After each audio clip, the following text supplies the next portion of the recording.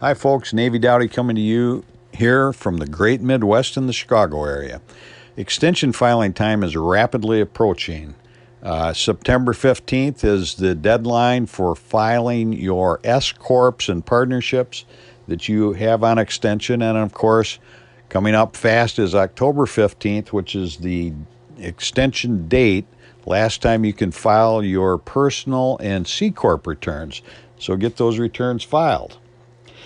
With the COVID-19 pandemic, many people who worked in an office have suddenly found themselves being asked to work from home for safety reasons.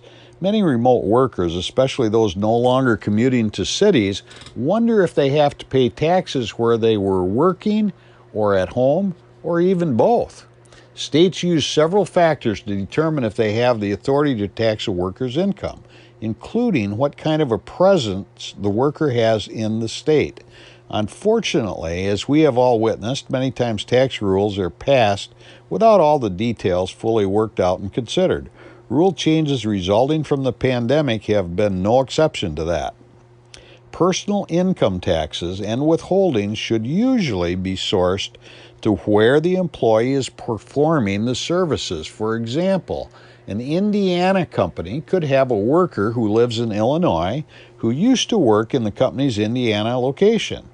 Now, as a result of working remotely from home in Illinois, the wages and withholdings possibly are improperly sourced as still being reported as Indiana wages.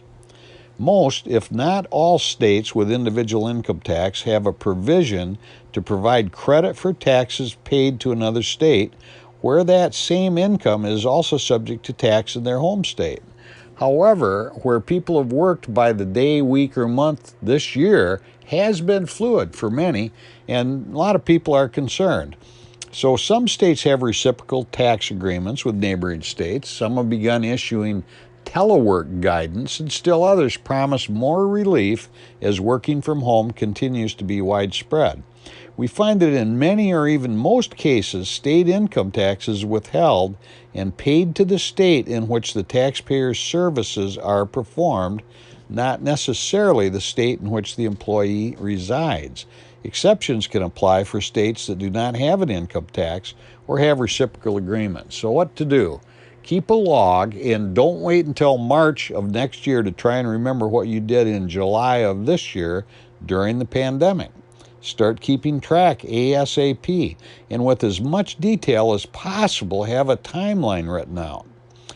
For instance, got sent home on XYZ date, went in for 3 days of training on those dates, was issued a laptop but didn't go home to remote in, went to mom's house in Maine or Indiana or Wisconsin, worked there until August 8th, and so on and on. When the smoke clears, you can bet that both states will end up trying to be the winner of withholdings taken by an employer. You don't want to be the rope in a tug of war. So good records may be what saves you from double taxation attempts by multiple states. I'm Navy Dowdy, and remember, financial fitness can be beneficial to your wealth.